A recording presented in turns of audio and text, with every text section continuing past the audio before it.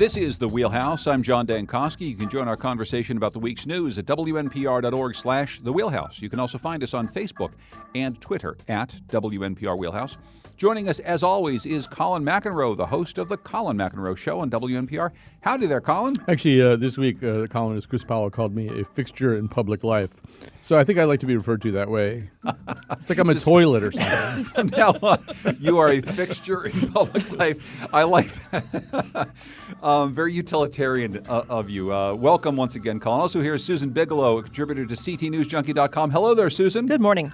And Russell Blair, who's from the Hartford Courant, has the very all-encompassing title of content editor. Hello there, Russell. Or content editor, as Colin once pointed out. He's the content editor. He's so content. Let's start by talking about mayors. We spend a lot of time talking about the state capitol, but there are some big races for mayor in the major cities, and not even just the major cities. Hartford Mayor Luke Bronin this week became the latest big city municipal leader. He'll have to survive a challenge from within his own party before seeking a new term in the general election. Hartford State Representative Brandon McGee on Monday announced plans to battle Bronin for the Democratic Party nomination. Here's McGee explaining one of his reasons for entering the race.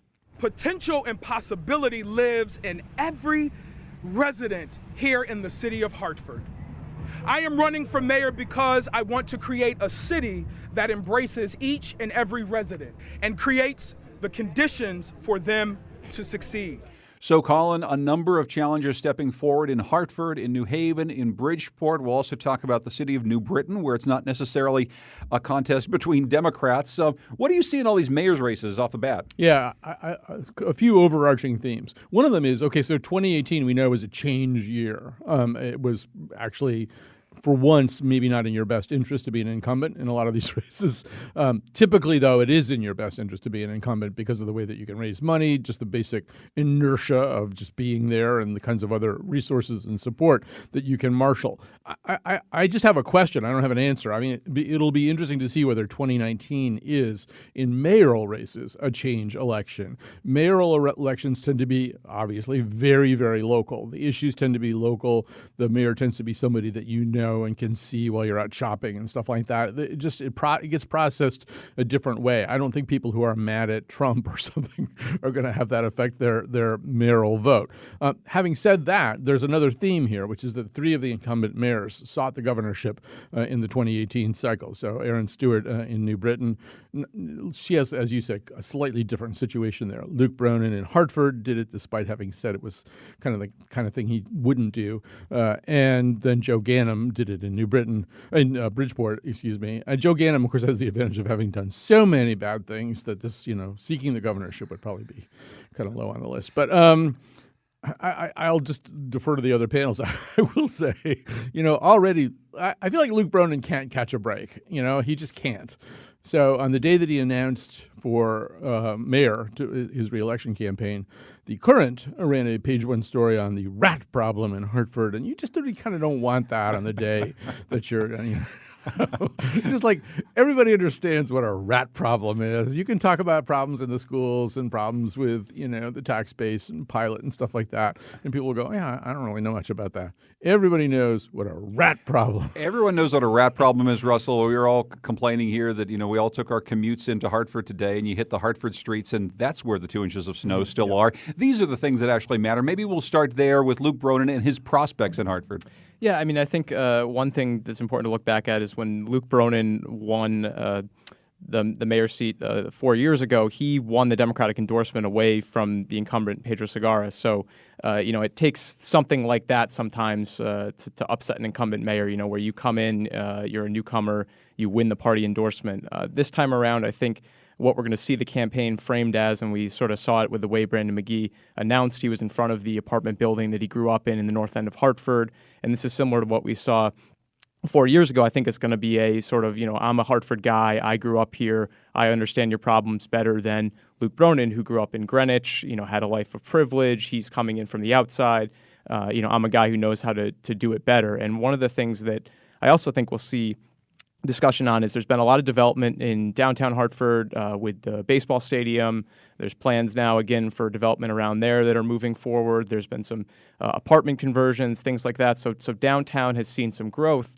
But I think a lot of people in the neighborhoods are saying, I'm not seeing that. My city block still looks the same as it did 20 years ago. I'm not seeing a new apartment building come in. I'm not seeing any commercial properties being redone. So I think that what we're going to see is sort of this narrative maybe of parts of Hartford are doing well, other parts of Hartford are not doing well. How do we spread the wealth and get some of that money, development, investment out more into the neighborhood? Certainly there are some projects that are going on in the neighborhoods, but I think there's a lot of people that feel like they aren't getting as much attention. I know one high-profile project that Mayor Bronin talked about, during the campaign that now is starting to seemingly move forward is the Park and Main, that big corner where Park Street meets Main Street. It's been vacant for a long time. People have had a lot of different plans there, and I think that's something that Mayor Bronin wants to move forward on, to say, look, we're reaching out into the neighborhoods. We're not just focused on downtown. We realize, we want this to be development and projects that help every neighborhood. Yeah, and for people who don't know the city that well, that intersection, Susan,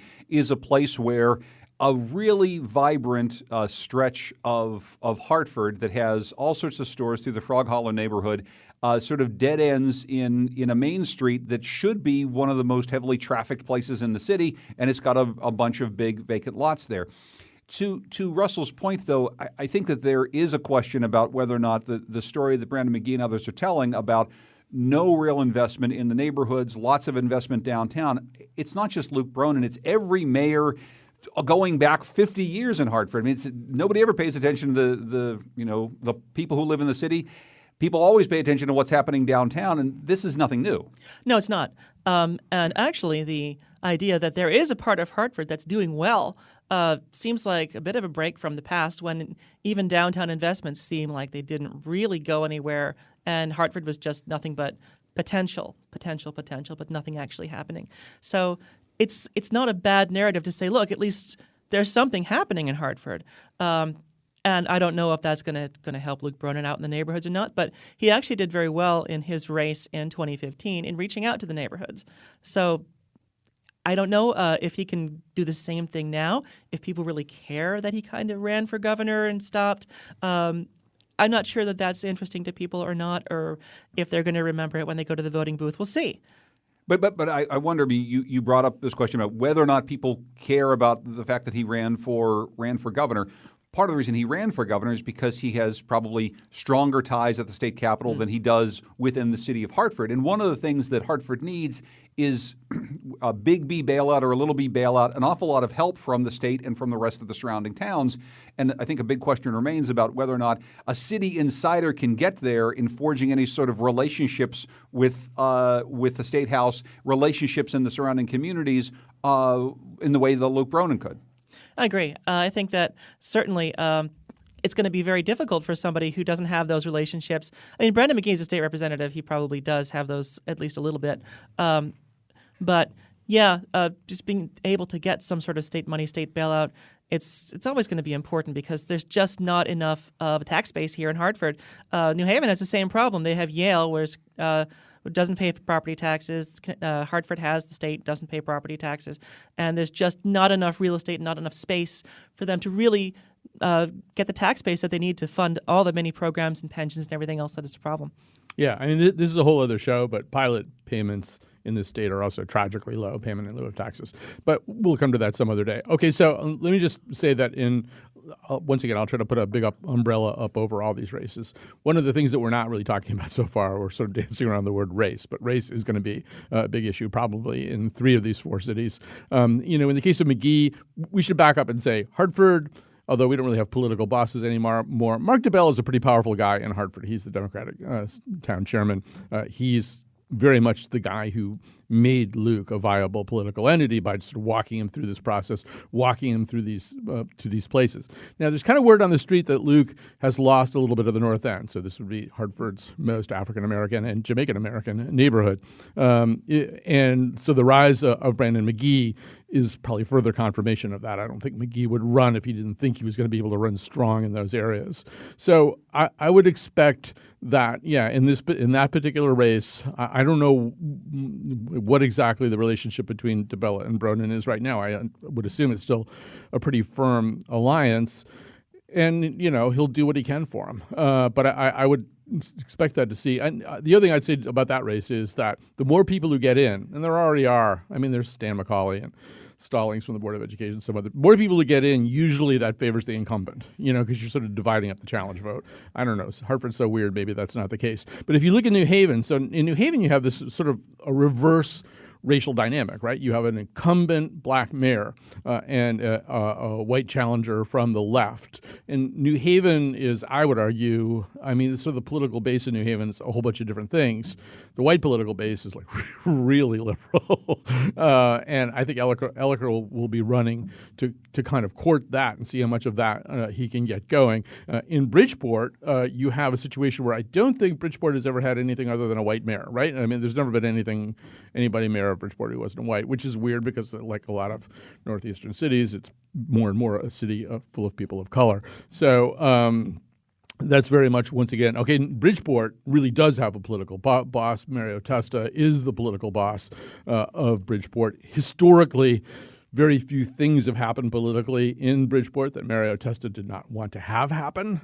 But these kinds of institutions are also in the process of eroding and transforming. You look around the country and you see Ocasio-Cortez and you see Ayanna Pressley, and you realize some of this stuff maybe is not the given that it used to be. I'm wondering, though, Russell, because all of these cities that we're talking about all have some I think, well-worn stories of entrenched problems having to do with education, having to do with transparency, in some cases in the past having to do with leadership. And I guess I'm just wondering if we see this being a year of big transformations, it's not really, as Colin said before, something where the national mood might sweep through any particular towns. Mayoral races tend to be about people who they know and they think that they can actually run their city, but there is some sort of a movement here to maybe think about making our cities better and just work better over time. Yeah, and I think mayoral races are also about the person, the personality, how they're interpreted in the community, and it's hard to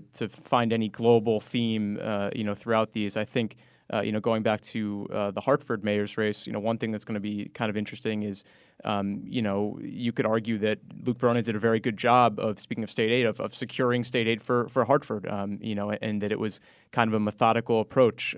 He first talked about, look, we need to work regionally with other communities. He did this kind of town hall tour and tried to get other towns to buy in. That didn't go so well. Then he started talking about, well, gee, maybe we're going to have to file for bankruptcy, and he started that conversation. And I think that got the attention of state lawmakers. He worked with state lawmakers. You mentioned, having close ties to the state capitol. I think that helped there. He used to work in Governor Malloy's office, so he knew people there. And he was able to work with them to get this deal that put Hartford on much firmer footing. So, in terms of, what did he accomplish in his term as he's running for re-election, I think, he can point to that legislation, and certainly it was criticized outside of Hartford, probably by some people inside Hartford too. But he has a track record that he can point to, and I think we're going to hear a lot more about that, and maybe the next 4 years is going to be about okay, we've stabilized things. What's what are the next steps? Where do we go from here? And I think like I said, it's a lot about the personality of the mayor. Do you like him? How does he deal with city residents and those sorts of things? A last thought on mayor, Susan? I think going back to Colin's original point about whether or not this is sort of a change election in the cities, I don't feel like it's going to be. I feel like the people who we see running are not political outsiders anymore. We don't see people who are just completely outside the political system. We see people who are state representatives running. We see people who are inside the city running. I think that there's going to be not as much of a sort of break with the past as we've seen before. I want to move on, and Russell mentioned the great Luke Bronin tour of the region, talking to suburbs about giving help to the city of Hartford. Maybe it didn't go so well. People are always talking in some way or another about regionalization. Martin Looney, the Senate president, is proposing legislation to create a commission that would be tasked with developing new regional consolidation plans for towns with fewer than 40,000 residents. It's a bill that's already being talked about. His proposal isn't going over well with some fellow Democrats, including those from affluent towns, but some people from cities like Torrington's Michelle Cook insist it's an idea that needs to be explored. Here's some of Cook's remarks at a meeting earlier this week. if regionalism is what we have to do to make education in the state of Connecticut work, then we need to figure out how to make that work. And I know that forcing people to do things is not always the right way to go, but sometimes we have to help people get there because they're not going to get there on their own. The bill, Colin, would force municipalities with populations less than 40,000 to consolidate with other districts. Boy, this is a really red line for some school districts and for some towns.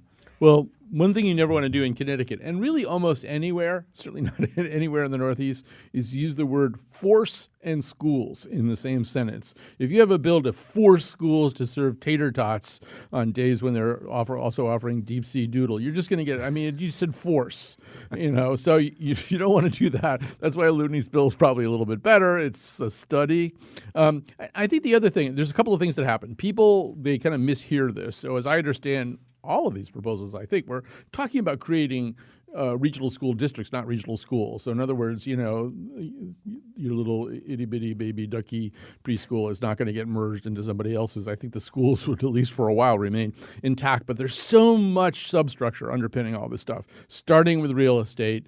There's just a way in which real estate is sold sometimes based on the school system. If you have some kind of regional school system, what happens to that? People move certain places because they like the schools. As I understand most of the thinking here, this is a little bit more about, sort of back office stuff, right? Like, does it make sense to have all these different dinky little towns buy paper, on their own or whatever? This is, as I understand it, about efficiencies and economy of scale and stuff like that, which all kind of makes sense.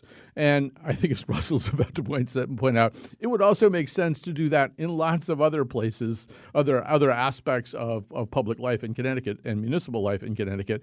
But Connecticut has been resolutely resistant to that, and they're probably going to be most resistant to anything involving their darling children. Yeah, I think the one thing that is always missing when there's been many conversations about regionalism, and the point that Connecticut has gotten to is where you have 4 towns that have a regional health district that puts on flu clinics, which is great, but that's not the kind of thing that saves you a lot of money. And the things that you need to look at regionalizing are things like schools, fire departments, police departments, public works departments, the kind of thing where everybody wants their own. They want their own local school superintendent that they can go to and complain about something. They want their own local fire department so they know if something happens that they're going to be there in 3 minutes instead of 6 minutes. But those are the kind of things that, those are the big ticket items. Those are the things that you need to look at combining. And as Colin pointed out, I think, when you say schools and regionalism, everybody assumes you're talking about merging the schools together, but there are a lot of administrative functions. Not all towns have a superintendent, but there's probably more than 100 school superintendents across the state. There's mid-sized towns, that have a superintendent that's doing the same kind of things that other superintendents are doing. Some of these schools have administrators that are working on things like curriculum, budgeting, personnel, human resource type things, purchasing, and those are the kind of things that you would think you could combine those and you're not affecting the student outcome. And I grew up in a small town in Connecticut. Chester is about 4,000 people, so we went to a regional school for junior high school and high school kind of out of necessity, and it turned out fine. We had kids from 3 different towns. They went to the same school together. We made friends. It was okay. So it's going on in smaller communities. I think that it's now we're talking about, do we move some of this up to more of the mid-sized communities? And the question is, I think a lot of these communities pride themselves on their schools, your New Canaans and Ridgefields and places like that, maybe some of the mid-sized towns where, they say the property values are tied to the school. And if we combine with next door and the schools aren't so good, what am I paying for is kind of the question. Yeah, and that's as you bring up Fairfield County towns, because as Russell just said, Susan, out where I live in the northwest corner, there's regional school districts. In the eastern part of the state where there aren't so many people, there's regional school districts. It's stuff that we already do. This is seen by some as an expansion of this idea that has worked well in many places. Oh, yeah. And, there's regional school districts do work well. I've heard complaints about this. Oh, no, we're going to make our students have longer bus rides. We're going to not have as much local control. But that already exists. It's the forcing people to do something that I think is sticking with people. Also, I don't want to let people think that this is going to be something that affects children at all. It really doesn't. Russell's absolutely right. The outcomes for children are pretty much exactly the same. Parents, on the other hand, they're the ones who are really flipping out. This is not about kids. This is about parents, and it's about political leaders, and it's about local control, which is something that we really hate to give up. So this is such a good idea. It really should be done. It really should have been done a long time ago. And the threshold for somebody regionalizing, right now the bill's got it around 40,000 people. There's a lot of towns that are not 40,000 people that could absolutely combine with another town. Like, say, Newington could combine with Wethersfield. That's not terrible. But there's going to be so much resistance to that. But really, we need to be looking at combining larger areas. I would like to see a study about combining the cities and the suburbs, because there's a lot more educational opportunity if you have a single district and you have a lot of transportability within that district. But again, there's so much resistance to it. Yeah, people are already picking up the pitchforks, Colin, as she says that. And that's the problem, is that's probably the thing that would make the most sense and would have the biggest benefit to the largest number of students. And that also means that it's probably the least likely thing to happen. Yeah, I mean, it needed to be rolled out really, really carefully so that people understood, so they didn't make the kind of confusion that Russell and Susan are talking about right now. And instead it wasn't. I would add to that 3 brand newly sworn in members of the General Assembly, all of them from that Ridgefield, New Canaan, blah, blah, blah, Greenwich kind of area, kind of went public with their dissatisfaction and did this sort of to whom it may concern statement about how much they opposed regionalization. This is Alex Bergstein and Will Haskell and Lucy Dahan.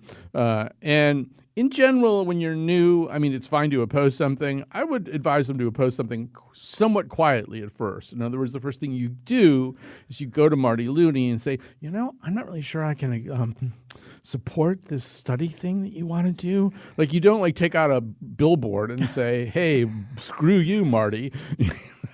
Because he actually is the leader of your party in your chamber, at least for 2 of those 3 people. So I think they may have a little bit of learning to do. And although Marty Looney is, not a vengeful person, he's a pretty good-natured guy, they might have a little trouble getting a bill brought out here and there. And yet, is there a new model for this, though, being seen, like with Alexandria Ocasio-Cortez, sort of publicly opposing things that Nancy Pelosi was doing before she was even sworn in?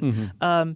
And finding a lot of traction on social media for that stuff. Is there a new model for this? Is that not necessarily the way things are going to happen in the future? This whole idea of you don't do it that way. There's an awful lot of new politicians, Russell, who don't really care to think about it that way. Yeah, no, I mean, Will Haskell, 22 years old, I think, and is clearly not afraid to buck the party leadership. So, we'll see how that plays out in other areas. But I think, maybe the feeling is, this is something that, people in their town are so opposed to. They feel like even if they remain quiet, it's going to seem like, oh, are you even thinking about this? And sometimes maybe there's the feeling this is an idea where I have to speak out and we have to sort of push back. But, this is probably something where you put out a more extreme proposal to get people talking about it, and maybe we come to some incremental step, where there's an incentive and it's not being forced, and there's, whatever it is. And one interesting fact on all this is, Governor Ned Lamont, I think in his State of the State address, said we can't subsidize inefficiencies anymore. And again, I think in comments to the Current in the last couple of days, he talked about, there's a tremendous amount of state money that comes to help education. And if we're spending a lot of that state money on duplicative, processes, on, a bunch of different HR departments and a bunch of different purchasing departments, is that something that the state should be subsidizing? Should we be helping these school districts? Certainly we want to help the classrooms and pay for those sort of things, but is there some money that we're leaving on the table for those functions? And it'll be interesting to see, what's the governor's approach on this? Does he factor some of this into his budget? Does he have something to say more about this? It seems like a reasonable question for a new governor to ask, maybe easier for a new governor to ask than some of the folks who've been leaders at the state capitol for quite some time. That's Russell Blair. He's content editor at the Hartford Current. Susan Bigelow is here. She's a contributor to CTNewsJunkie.com. Colin McEnroe from the Colin McEnroe Show here on Connecticut Public Radio is here as well. When we come back, Connecticut drivers are the worst at paying their tolls on the Mass Pike. More about that coming up right after this break in the Wheelhouse.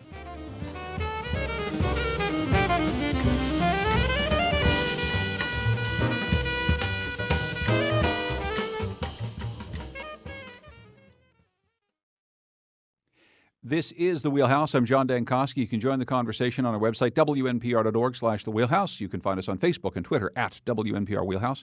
Joining us today is Susan Bigelow, contributor to CTNewsJunkie.com, Russell Blair, content editor for The Hartford Courant, and our own Colin McEnroe. Hey, Colin, what's on your show today? So on my show today, we're actually rerunning a show that we did a little while ago, which we kind of collectively called Space Hubris. It's about sort of, are we going to be as stupid in outer space as we've been here in our stewardship of this planet? Yes. But the answer is probably yes. But one delightful aspect of this, Jonathan Keats, who's a guy we've been working with on a lot of stuff for almost a decade now, he thinks one of our acts of hubris is to assume that that extraterrestrials would hear music the same way we always do this music that we play to them. And he goes, well, what if they don't have ears? What if they don't have ears like ours? Whatever. So he put together this Copernican orchestra that plays. He invented a gravitational cello and, I don't know, like an organ that's made out of dog whistles or something. I don't know. So anyway, there's all of that. And the reason that we're doing that is that tonight I will be at Watkinson School doing a tribute to Elvis Presley, or a conversation about Elvis Presley. I think he's somebody that we think we latently understand, but as we've gotten ready to do this thing, we've discovered a lot of things that we didn't quite understand about it. And we're also having a lot of fun preparing the music for this. When I say we, it's Steve Metcalf and Jim Chapdelaine, who are very well known to listeners to our show, and this amazing singer, LaTanya Farrell, who I had worked with once before and wanted to, particularly because there's so many questions about Elvis appropriating black music and stuff like that. I thought, there's at one point you're going to hear, if you come tonight, you're going to hear LaTanya do an Elvis song and then do the same song the way Etta James did it. Oh. It's pretty interesting. So I think there might still be tickets. Oh, good. That's what I Contact was gonna ask. Watkinson School. You can call them or go to watkinson.org, get the number. You might have to call and ask, or just show up with $10 at 7 o'clock tonight. We'd probably let you in. Yeah, your sideburns, by the way, are coming in very nicely Yeah, exactly. in preparation for the program. I did put on weight just to do this. I think it's going to be. Patricia Arquette did it. I'll do it. The Connecticut Mirror is reporting the Lamont administration has been researching options to broaden the sales tax base, including by applying it to groceries, prescriptions, and other now exempt items while reducing the 6.35 rate across the board. What it sounds like we're saying here, Susan, is that Ned Lamont floating a little trial balloon about whether or not it would be a good idea to raise some more revenue by taxing groceries. No, that's not a good idea. It's not a good idea. Well, I mean, it's probably going to raise some revenue, but everybody's going to hate it. Everyone's going to complain a lot. Groceries, it's such a fundamental thing. You want to tax things. If you want to raise taxes somewhere, you try to do it in places that it's not going to hurt too much, especially people who are poor, who are vulnerable, who don't have a lot of money to spend on things. If your grocery bill goes up, you notice it. It hurts if your grocery bill is going up and up and up. Certainly, prices are more expensive every year anyway. So I'm sure this is a great trial balloon, but really I could have told you the answer to this one ahead of time. But there's one of the arguments is by broadening out the base of the types of things that you tax, maybe getting rid of some of the loopholes, the many, many thousands or however many we have of exemptions for taxes, that it's going to be by and large fair. I think the Lamont administration might also say there's also help coming for lower income people. We want to get the minimum wage raised up a little bit. We want to do more earned income tax credit. Maybe there's something to offset that for the people who really need the grocery money the most. If they can do that, if they can actually put together something that does offset that and it's really obvious that people actually see a reduction somewhere else, as they see the increase in their groceries, maybe that'll go over a little bit better. But other than that, it's going to be really hard to swallow. I mean, my guess is that they knew this idea was not going to be well received. Dennis House at WFSB, it's a Twitter poll, but he did a Twitter poll. Do you think taxing groceries is a good idea? And it was like 98% of people said no. So I think the Lamont administration, knew that was going to happen. But it starts the conversation, and then maybe it gets lawmakers looking at. I think there's over $2 billion a year of exemptions to the sales tax, and maybe they start looking at, okay, we really don't want to tax groceries, but what are some of the other things that aren't being taxed? And a lot of them are, different kinds of professional services, lawyers and things like that, consulting. There's all kinds of parts of the economy that aren't subject to the sales tax for one reason or another. Maybe it's, was lobbied at the Capitol as part of some legislation or something that had never traditionally been taxed. And it's a way where, if you recall during the campaign, I think Ned Lamont was pretty firm about, he's not going to raise doesn't want to raise the sales tax, doesn't want to raise the state income tax. He's reluctant to dip into the rainy day fund to cover the budget shortfall. So it doesn't leave you with a lot of options. And one that is often talked about is, broadening the sales tax base. And I think, they probably knew they were never going to do the grocery thing, but you put that out there, people are going to reject that, but maybe it starts the conversation about some of these other things that aren't going to be as felt by everybody, across the economy, less of an impact on people that don't make as much money in the middle class. So I think this is going to start that conversation of looking at this as, it's another source of revenue that you can find without raising any particular tax rate. But Colin, I remember this happening a couple years ago in conversations about, raising professional fees. At the time, this was before, full disclosure here, before my wife had a small business that is a yoga studio. I wasn't thinking much about yoga studio instruction being something that was going to be taxed or not taxed. It didn't really matter to me. Now it matters a little bit more. Dog grooming, I know, came up. There's a whole bunch of these, and maybe we just end up, as Russell says, pushing this off into a bunch of professional services. It's still taxes that people have to pay.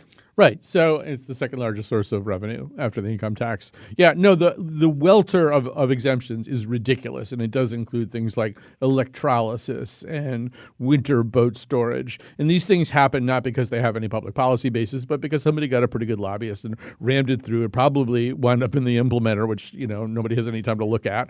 And, if there's any fiscal analysis done to begin with, it's completely outdated. And so the argument for going through and cleaning up all that stuff, I think, is powerful. As Russell said, the number on exemptions, and if you want to expand the notion of exemptions, I've said this before, to people who should be paying some kind of tax, but they're not for whatever reason, the number gets up to like $5 billion. That's not just sales tax; it's all kinds of stuff. So I think the argument for doing that is certainly there. I think the other part of this is, okay, so this was a little bit of a red flag waved at the bull of the left in Connecticut, who said, what? You're going to tax groceries, but you're not going to tax the billionaires? You're not going to make the billionaires pay more money? So, because that's what they want to see. They want to see a much more progressive income tax that goes after, or at least, gets a little bit more out of the high earners. Goes after is probably a term we should avoid. And I think it's also a signal to that sector, too, saying, you know what? We are going to explore pain for everybody. We are going to spread the pain around. We are willing to look at something as basic as a sales tax on groceries, which is a regressive tax. Obviously, $100 in taxes or the taxes on $100 of grocery is much harder to pay if you're poor than it is if you're rich. You're still buying the same amount of groceries. So it's a regressive tax. Maybe it's a little bit also a way of creating, as Russell suggests, the beginnings of a conversation that says, okay, well, we talked about that, but we're also going to talk about you guys down at the country club. One of the things that has been floated is the idea that by increasing, having any tolls in the state on the roadways will raise money. One of the interesting pieces of information that's come out in just the last week or so is that Connecticut, of all the states that have its drivers drive on other people's roads that actually do have tolls, we're the biggest deadbeats, Susan. Connecticut drivers top the list of those owing money to Massachusetts, about $21 million. Charlie Baker, the governor of Massachusetts, wants some of that money back. Again, understand the way this works. Massachusetts has gone away from the tolls you got to stop at and put some money in or hand money to someone. It's these same overhead stanchions that we're considering here in the state. You either have a transponder that goes ping every time your Easy Pass goes under it, or they take a picture of your license plate and they send you a bill. What we're seeing is Connecticut residents, having had their license plate photographed in Massachusetts, just aren't paying those bills. Right, and there's no consequence if they don't pay those bills. And Connecticut's the only state that doesn't have like an agreement with Massachusetts or with any other state. I don't know if other states there's agreement there, but there's no agreement in place where, like, if you don't pay your bills for long enough, Connecticut will suspend your license, or they won't allow you to renew your registration. So there's no consequence, because what's Massachusetts going to do? Are they going to send their collectors to your door? Probably not. People are getting away with this, and there's no consequence. And it makes me feel like, man, I've been paying all my money to Massachusetts because I have my transponder. I feel like kind of a sucker. I should have just been like, nope, I'm just not going to pay it because I can just get off scot-free. Well, and I think the big question then, Russell, is as we design in the next couple of years a system to collect tolls here in Connecticut, can we reasonably say that we can downwardly project those numbers quite substantially, because we probably won't be able to collect all the money that people are going to owe us? Yeah, no, it's a great point in looking at what's going on in Massachusetts as an example of you can have these projections, but if people don't pay, you're not going to get the money. So what does Connecticut do? Do we include in our legislation? Is there talk of an agreement with neighboring states? I imagine we would, if we want an agreement with Massachusetts, we would have to start, agreeing to withhold registration or suspend licenses of people that don't pay up. And it ties a little into something we were talking about before we got on the air about all these different new forms of revenue, whether it's sports betting, whether it's legalized recreational marijuana. Oftentimes you don't hit those lofty targets. And this is just an example of how even if you think you're going to get, I think there was one study in Connecticut that said, $1 billion a year in toll revenue, you might not get there if people aren't, sending in the bills and paying what they owe. Did you have a quick thought? Yeah. Yeah, the only thing that I would say about this is that at least if we do something that requires something like an easy pass, at least a lot of other states do have those. I suspect one of the reasons why Connecticut is such a deadbeat is that most drivers here don't have any kind of an easy pass. They all have the thing where you have to take a picture of the plate and send it, and that means that there's a bill generated. Other states, because they have easy pass or whatever they call it, most states people have the transponders already. So it's possible that if we do this and we join up with EasyPass and something like that, it'll be a lot easier to collect that money than maybe we think. But who knows? I think one thing that has been proposed, Colin, is that Connecticut residents in any new toll regime would have to pay less than out-of-state drivers, meaning if you get a Connecticut transponder, you'd pay less on the roads than people from Massachusetts or other places. Maybe we just design a system where it's a really good deal to get a Connecticut EasyPass. Everyone buys a Connecticut EasyPass no matter where you live on the Eastern Seaboard.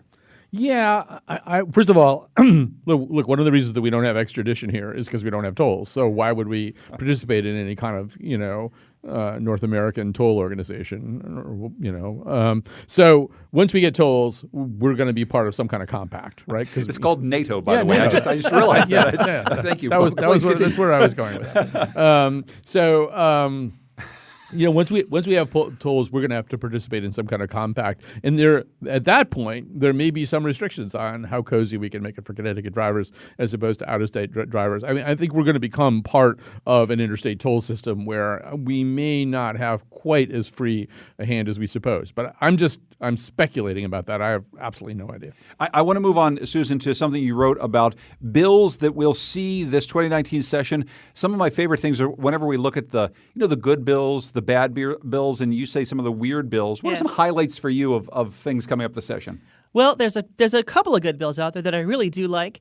There's a couple of bills that are aimed at protections for LGBT people. There's one that would establish a statewide LGBT health network. One that's aimed at safety for trans and gender nonconforming kids in schools, being able to use the bathroom, have bathrooms where they can actually be safe, like single-stall bathrooms, that kind of thing. There's also some bad bills out there. There's always bills that are proposed that the people who are proposing them know that they're not going to go anywhere. These are usually Republicans, people who are in the minority, who know that their bills are never going to see the light of day, but they propose them anyway. Like all the millions of bills, there's at least like 50 of these every session to repeal various taxes, like the estate tax and the gift tax and whatever else tax they can think of. There's also a parental notification abortion bill, which just makes people's constituents happy. It doesn't actually go anywhere. There's a bill that would also require GMO labeling, which there's no science behind that. It's kind of silly, but I can understand why somebody might propose that. There are some wonderfully weird things out there. Like there's a bill that would prohibit the theft of used cooking oil, which is this is one of my favorite ones. Apparently, this is a thing. Mm-hmm. People are stealing used cooking oil and selling it. Apparently, there's a market for this. How are they stealing it? I have no idea. Maybe they back a truck up and put the grease in there. I'm not sure. My only knowledge of this is a Simpsons episode where Bart and Homer did exactly the same thing.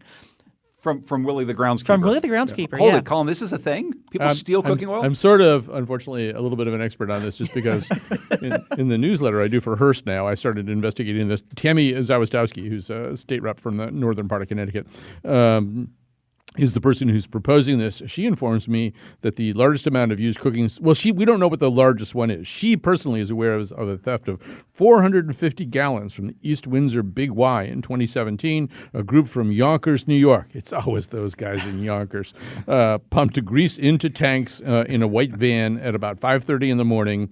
And the problem is that it's like you don't do much for that. That was a sixth-degree larceny charge when they caught somebody. So they want to make this a big crime. I have a spec script right now for Judd Nelson where we're going to do a big heist movie where he's like an undercover a guy who goes undercover in the used cooking oil. As part of the Yonkers grease syndicate? Yeah, exactly. And you know what they do to snitches too, right? I don't got to tell you, right? Russell, any favorite bills you're looking at? Well, one thing, what I'm always fascinated by is there's always usually some story behind these bizarre bills. So, in the cooking oil example, it's a legislator who had a problem in her district and heard from a constituent, in this case, the owner of the Big Y, and they go to the Capitol and they say, we need stricter laws about cooking oil theft. So sometimes those little stories are fascinating.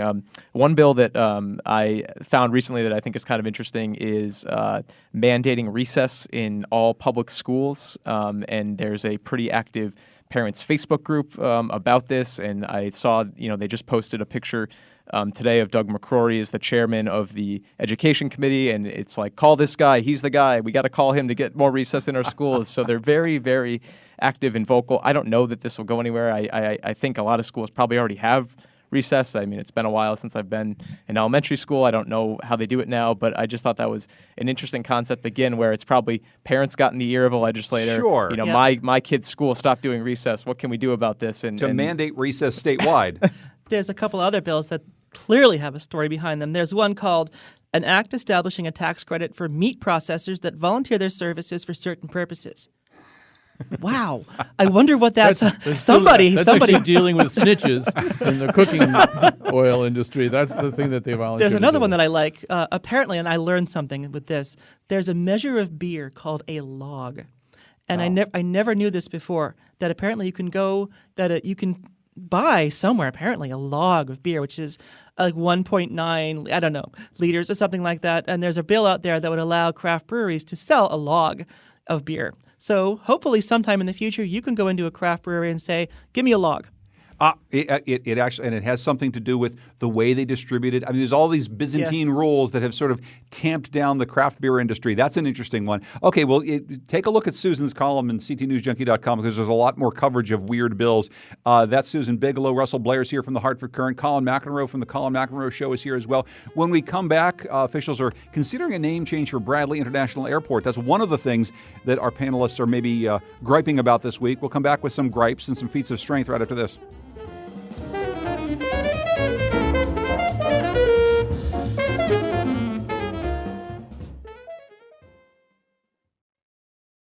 This is The Wheelhouse. I'm John Dankosky. We're talking about the week's news here with Colin McEnroe, Susan Bigelow, and Russell Blair. Before we get to some feats of strength and some airing of grievances, Colin, interesting story. So much tied up in the Sackler family, which, of course, is the family behind Purdue Pharma.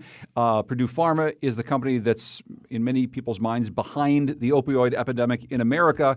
The Sackler family also is behind millions and millions of dollars worth of charitable donations to all sorts of institutions, art institutions, universities around the country, and also quite a bit of money to politicians, including politicians in Connecticut. The Connecticut Democratic Party got more than $100,000.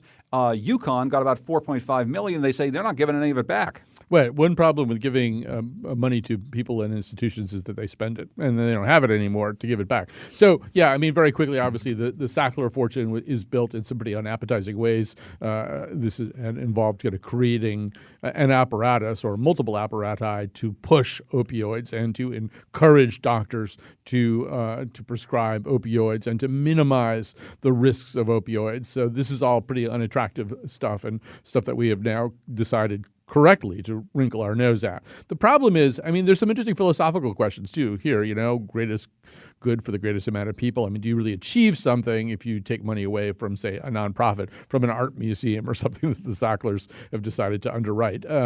Maybe you could put UConn into that category too and say, would anything really be accomplished if UConn did give the money back? I think with politicians, it's less of a philosophical question, more of an optics question.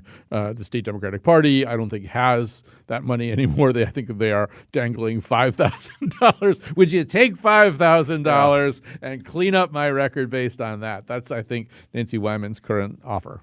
I'm actually going to stop our conversation on that because I want to move to some feats of strength and airing of grievances because we've got some good ones here, Susan. I'll ask you first. Where are you this week? Are you praising something? Are you griping about something? My feat of strength is that I read through all of the raised bills. There's just so many of them. And so many of them say exactly the same thing. So that was my feat of strength. I am still very tired after that. And that is also my grievance, I think. Stop, guys, please stop proposing the same bill 700 different ways. If you could just talk to each other, that'd be great. It's nice to know that somebody did read through all those bills. And I know there's other journalists who've been cranking through them. But that is a feat of strength, Susan. Thank you for doing that on our behalf. Oh, you're welcome. I appreciate it. Russell, how about you? I want to give a feat of strength to a cool story I thought we covered the last week. The high school kids in Connecticut that are doing esports competitively. This is something that the state athletic group has sanctioned, and it's, I was kind of an indoor kid growing up, so I can relate to that. And it's a huge growing industry. A lot of people say, oh, they're just playing video games, but this is something that's billions of dollars. If you go on YouTube, there's a lot of people that do this for a living. They get paid. They have sponsorships. There's tournaments. So I think it's cool that the Connecticut is saying, look, if high school kids want to do this, if they want to organize a team, and there is a lot of teamwork that goes into this, it's not kids sitting alone in their basement. They're together and they're talking and communicating. And I think it's great that school districts are sponsoring this. They're having teams, they're having competitions, and they had the first state championship last week. I will say it's a little bit of a turn. Just not so many years ago, we had a statewide initiative called No Child Left Inside. The whole idea was get kids away from the video games, get them away from their screens, get them out in nature. But the state is acknowledging the fact that people do this stuff inside. No, I think you can do both, but I think it's great that they're getting some acknowledgement. Colin, how about you? What do you think about We this? did a whole show about this, by the way. The colleges now have recruitment programs where they try to get scholarships. scholarships. They get the stars to come there. So I'm going to do a grievance. I try not to do grievances, but I think when you can't do anything structurally, then the temptation to change names and slogans becomes very attractive. Well, we could do that anyway. And so one of these days we're going to talk about the fact that a lot of people in state government have turned against the still revolutionary tourist slogan, which I think is a case they need to make before we get rid of it. We spent a lot of money on it. But I'm going to focus instead on the Connecticut Airport Authority, where they are talking about maybe changing the name of Bradley International. They're not committed to it, but they want to be very careful about it because it's well known. But they also think it doesn't really say Hartford or Springfield or any of the things that it's supposed to say. I think it's a perfectly good name. People know what it is. Every baggage handler in America knows what BDL is, and Bradley is like one of the things that actually kind of works. Luke Bronin, I think, was quoted this week or tweeted about how he left his house at 8:08 and was on a shuttle by 8:38 up in Bradley. Sarah must be driving really fast, but Bradley kind of works, and I think it's a fine name. And the poor guy it's named after, I think, is a pilot who crashed. And you don't have to change everything. I mean, it would be amusing for people like us to discuss possible new names. We'll all have a lot of fun if they do that. But, I don't know. Just leave it alone. Why not think about capitalizing on the fact that it's in Connecticut? When I first moved here, people talked about it being the Hartford-Springfield Airport, and I think quite rightly because we're paying for it. It's much more of a Connecticut airport now. Why not try to promote the city of Hartford, for goodness sake? I guess you can call it Twain Internet. I don't know. Whatever. I would just say Providence T.F. Green Airport. Does anyone know who? I think it's a former politician from Rhode Island. I think there was discussion about maybe changing the name there too, because it's something that, if you're looking at it on a map and you see Bradley, does it say anything? It'll be 20 years before people stop calling it Bradley, no matter what they do. That's exactly right, Susan. Yeah, why don't we just call it something great just to get people interested in airports? We could call it the John Cena International Airport. I think that'd be fantastic. I have a grievance, and I don't love to have grievances. I usually have feats of strength, but I'm going to read the top of a story from Hartford Current story this week. State Representative Derek Slapp will serve as the new top executive of the Connecticut Technology Council as the statewide business association enters its 25th year. Less than a week ago, the second-term representative from West Hartford also received the Democrats' endorsement as the candidate to replace former state Senator Beth Bayh, who has been tapped by Governor Ned Lamont to lead the state Office of Early Childhood. A special election is scheduled on February 26th. What I think we're saying here, Colin, is that someone who just won an election, we've talked about this on the program before, who's already going on to get another election. When I heard that Derek Slapp was getting this big new job, I thought that meant, oh, he's leaving the legislature. No, it means he's getting a very important job in the legislature as he's taking on another bigger job in the legislature. Yeah, we've said this before, and Kevin Rennie did another, the second half of his column last Sunday was also about this. I don't think it's asking too much. If you want to run for Senate, or, run for Senate and serve in the Senate, I don't think that's asking too much. Do what you say you're going to do. That's like a kind of basic thing. Colin McEnroe, thank you so much. Also, Susan Bigelow from CTNewsJunkie.com, Russell Blair from the Hartford Current. Thanks to Scott Breedy and Kyan Wolf, Katie Tolarski, who helped produce today's show, and this is The Wheelhouse.